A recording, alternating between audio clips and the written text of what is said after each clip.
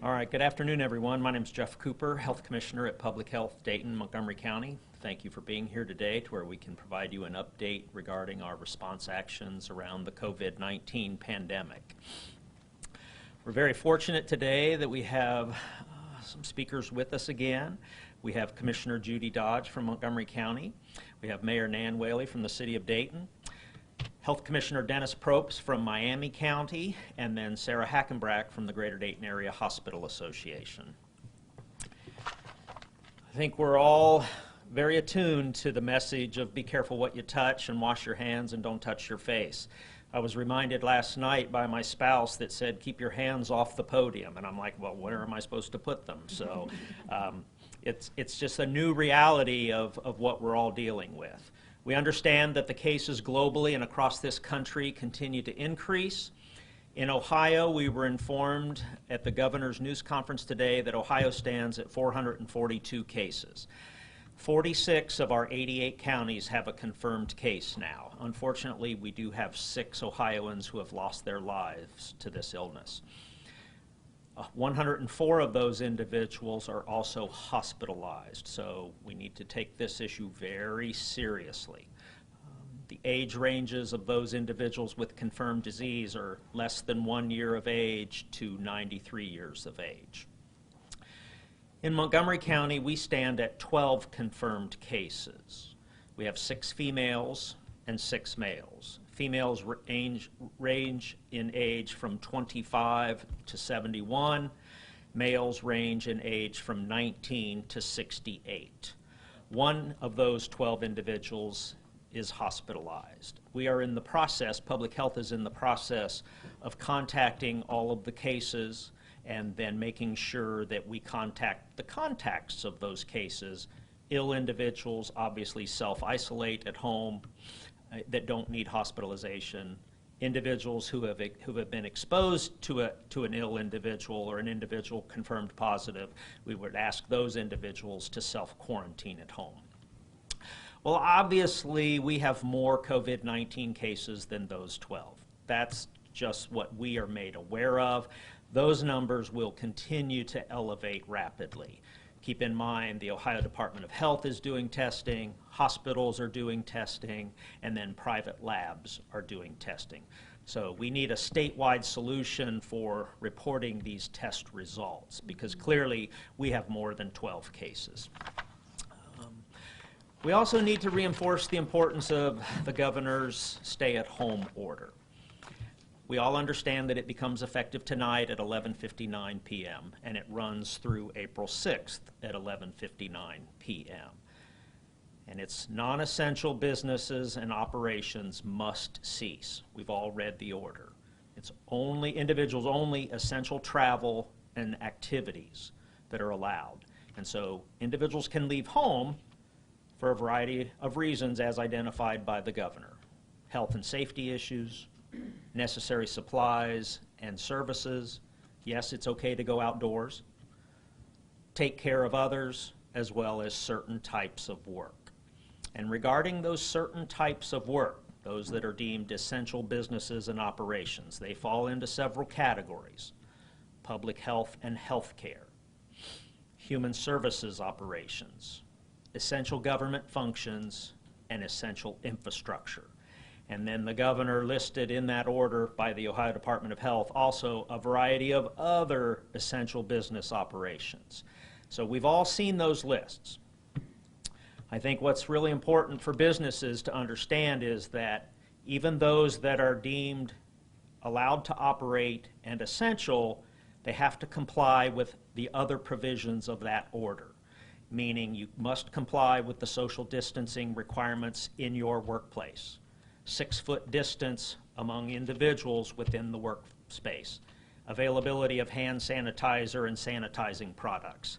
You have to have separate operating hours for elderly and vulnerable customers that you may serve, and then you're required to post online remote access options for individuals. There's a checklist available for businesses within that order. So obviously all businesses, even those deemed essential, should be looking at only essential individuals reporting to the workspace. telecommuting where possible. They need to monitor employees for illness and make sure that if anyone becomes ill during the day with symptoms consistent with COVID-19, that those individuals are sent home. They need to review their flexible sick leave policies to make sure they're taking care of their employees, make sure that they have enhanced their cleaning of commonly touched surfaces, limit in-person meetings, obviously, avoid congregate areas, etc. So just because an organization is listed as an essential business doesn't mean that it doesn't have to comply with the other provisions of the order regarding social distancing. So we will be working, Public Health Dayton and Montgomery County will be working with the other health departments in our West Central Planning region, because we want to make sure that as we get requests from the community or complaints regarding noncompliance, that we are consistent in how we interpret and define essential business operations, because Montgomery County should not be saying one type of particular business is essential and have a surrounding county say, no, it's non-essential. We want to be consistent to where all the viewership that you represent gets a common message. So also, public health now, based on the volume of calls that are coming in, we have increased the times for our information line. That number again is 937-225-6217, and it's now Monday through Friday from 8 to 6 p.m. and Saturday and Sunday from 10 a.m. to 6 p.m. So we encourage individuals in the community that have questions to continue to call that information line.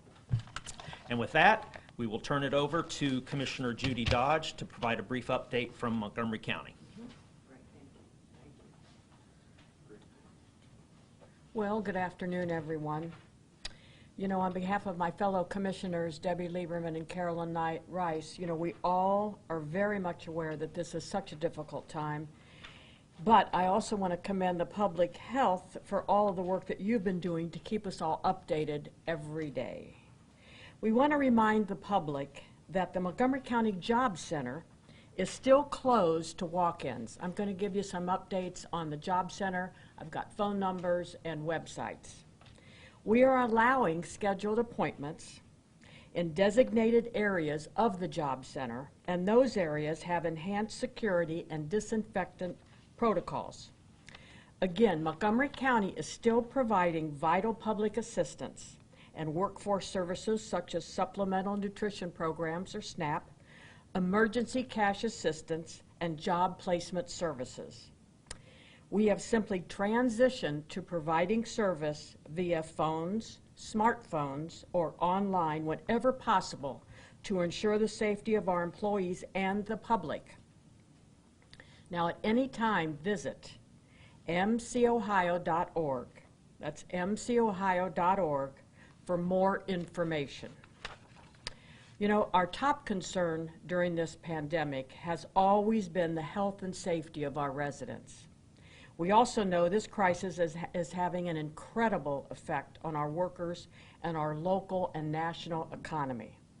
We've heard from many people who are losing jobs and are uncertain about the future. I encourage anyone who has lost work because of this pandemic to apply online. Now, it's very important, online, at unemployment.ohio.gov. Again, that's unemployment.ohio.gov. Please be patient with the process. You can just imagine the individuals that are trying to get online. The number of unemployment claims has skyrocketed since the orders for business closure started going into effect.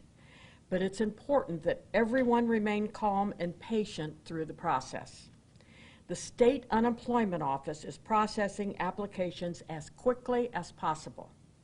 Again, I want to reiterate that website, unemployment.ohio.gov, no spaces. At the same time, this is having a huge effect on our area's businesses. There is nothing they love more than to stay open, to continue serving their customers and continue helping their employees. To all of our businesses and to all of our workers, we are here to help. We are here to see you through this. Now, I was glad to hear that our businesses are eligible for economic injury disaster loans from the U.S. Small Business Administration. These long-term, low-interest loans are available for up to $2 million to help businesses pay costs as we fight through this pandemic. I also know that many of our area's workers would rather not file for unemployment. They'd rather be working. And it's important to know that there are companies right here today who are hiring right now. There's a huge demand for work related to this pandemic. Our workforce development department is still working with companies who are hiring. Now, anyone who is looking for a job right now should call 937-225-JOBS. I hate it when people do jobs. It's 225-5627 to speak to someone who can help. We're here to help. As you all know, our area has been through some rough times in the past year. I think those experiences have left us better prepared. I ask that please we all work together. If we work together, help each other, and follow the orders from the governor's office, we are going to get through this. Thank you.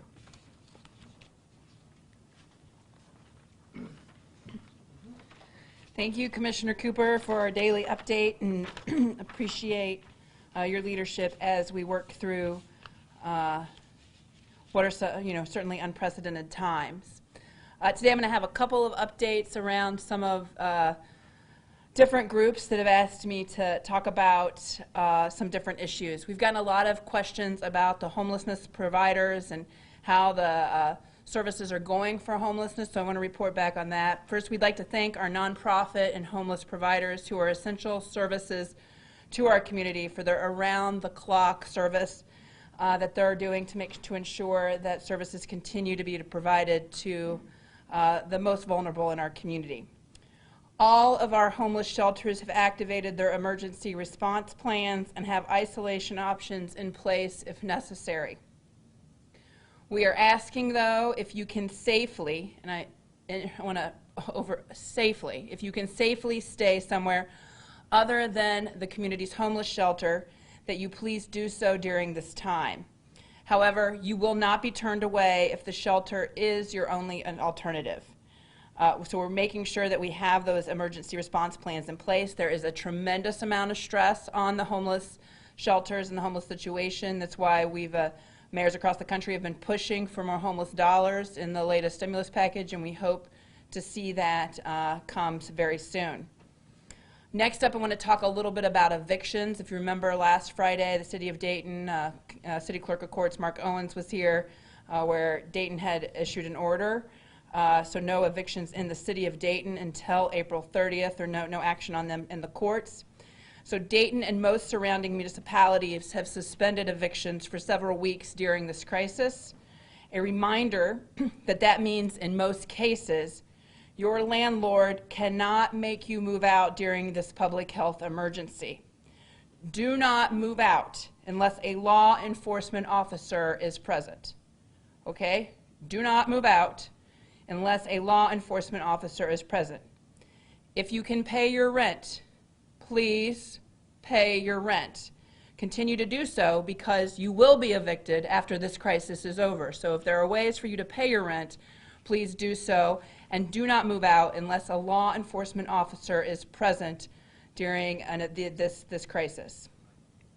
Okay, next, our pandemic daycares. If you saw the governor's order today, we have put the daycare orders in place. This has been obviously taken probably the most time, right, Commissioner Cooper, to get right. So here we go.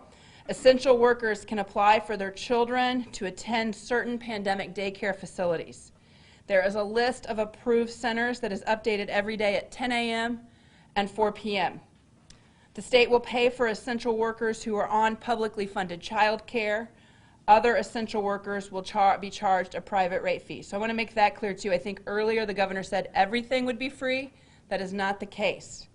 If you were already on publicly funded child care, it will continue on. If you were doing private pay, you will do private pay.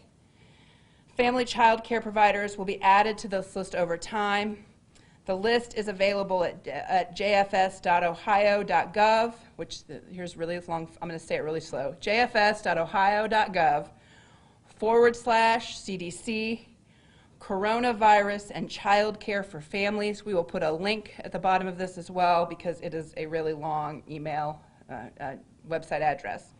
I want to thank particularly Robin Lightcap as well as our hospitals that have been working diligently to get this daycare system right. They've been working with the governor's office a lot, and certainly the leaders here in Montgomery County and Dayton have done a lot to get this done, and it's taken a tremendous amount of work. So I want to thank them for all of their effort. So we get a lot of calls and emails over at City Hall, and so today I want to just give some examples of what the health commissioner, I'm going to try to do this every day, of what we are hearing is non-essential and essential. We encourage everyone to read the order. If you're a business, read the order. It's pretty self-explanatory. But two of the questions today was, is lawn care service essential or non-essential? It is non-essential per public health. And pet grooming is a non-essential service. So if you're curious about those two today, those are the answer. You can again call the line to get the answer as well, but we're working to really make sure that this is a regional effort, and I want to commend all of the health commissioners that are doing that because I think it's really important we're all on the same page. I also want to say something particularly to businesses today. The order goes in effect at 11:59 tonight. Businesses, if you are working when you are non-essential, let me assure you that your employees are going to call us. So we will know if you are breaking the governor's order. If we get notified that you are breaking the governor's order, we will have to go and enforce. So there's really no way around the governor's order. So please read the governor's order, seek guidance, follow the governor's order, save lives. Last, tomorrow at 12:30 on my Facebook site, I'm very excited that Dr. Mickey Doan, who is a very loud talker at these press conferences, as you know, is going to be in. The doctor is in. We're asking, people have tons of questions about this. Mickey will be there. Dr. Doan will be there to answer questions. So please, if you have a question, put it on our Facebook or Twitter account today. We'll answer some of those. And I know he's gotten a lot of questions as well, so we'll answer those as well. And just want to reiterate how much I appreciate public health leadership, both for Dayton and Montgomery County, but for the entire region. It is really much appreciated. I have to say, on a personal note, little did I know how much time this past year I would work with the public health, and this year, and even through these crises, it's been a pleasure, and appreciate Commissioner Cooper's leadership and his staff's great work. Thanks. Thank you, Mayor Whaley.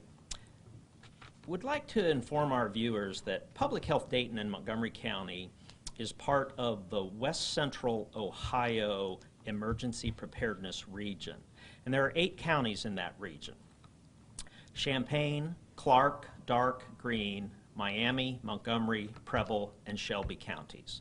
And so public safety forces within that region, hospitals within that region, as well as local health departments within that region have been planning, training, and exercising to respond to an issue such as this global pandemic for really the past 20 years. And so we're all doing this type of work together. And it's my pleasure then to introduce Health Commissioner Dennis Propes from Miami County, who can report out on the work that his health department is doing in response to a cluster investigation of COVID-19 cases within his community. So, Commissioner Propes. Thank you, Commissioner Cooper. I really appreciate the time today. Mayor, Commissioner, thank you very much. Today I want to talk about an update on the COVID-19 cluster that has occurred in the Coastal Pavilion and the Spring Meads nursing homes. Unfortunately, since the outbreak, there have been 3 residents at the Coastal Pavilion who have passed away. 2 of those cases are still pending test results for COVID-19. The 3rd, we did get the test results back today. This person was positive for COVID-19, so it is a COVID-19 related death. My deepest condolences go out to the family who've lost their loved ones, and our thoughts and prayers go to them on this very, very difficult time. Currently, there are 23 COVID-19 cases in Coastal Pavilion and Springmead Health Center. 17 of those are occurring in Coastal Pavilion.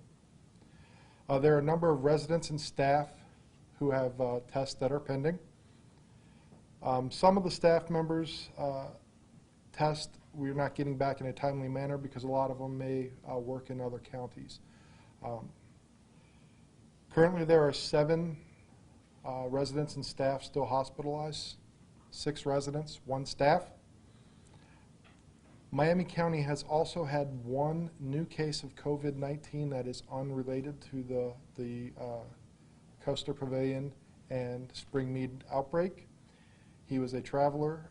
He has been self-quarantined and at home in isolation since his return, and we are monitoring that situation. It's a very fluid and very difficult situation to deal with. The onset date for our people, for these cases in Coastal Pavilion, is March 9th through March 21st, with an age range of 24 to 94. 31 of those, 12 of those positive are female, and like I said, 6 of them were hospitalized. Currently, 4 staff are positive in Coastal Pavilion, and 1 of those is hospitalized. There was 1 staff that was released from the hospital, and she is doing fine. With Springmead, we have 5 positives. 4 of them are residents and 1 staff member. We had 1 staff member that was an employee at both Coastal Pavilion and Springmead nursing homes. So like I said, this is a very, very fluid situation. The numbers change constantly. We only have a few more tests, though, that are pending. The 2 I spoke of with the 2 decedents and 2 other test results that we're still waiting to get results from.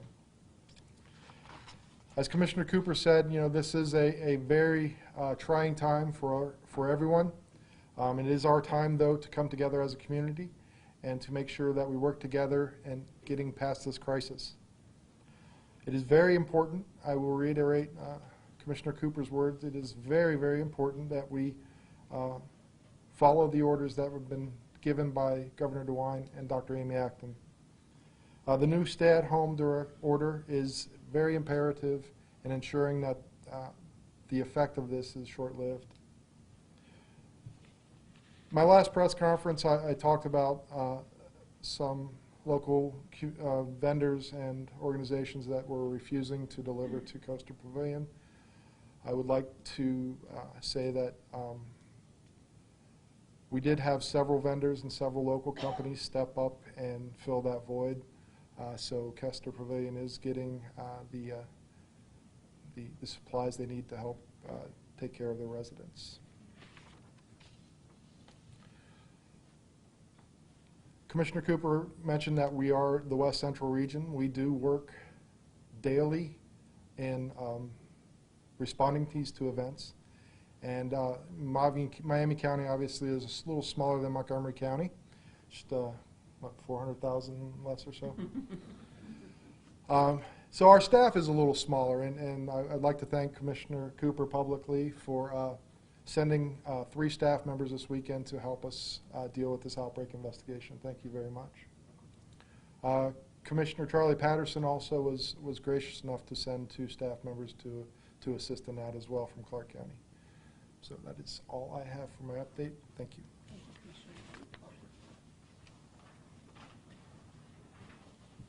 Thank you, Commissioner Probst. So we should note also that there may come a day where our health department needs assistance from the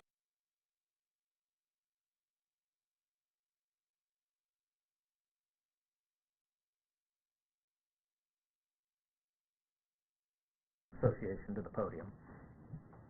Thank you, Commissioner. Good afternoon, everyone. And so as we have learned, we are moving into a new phase of working with coronavirus and seeing that appear in our community.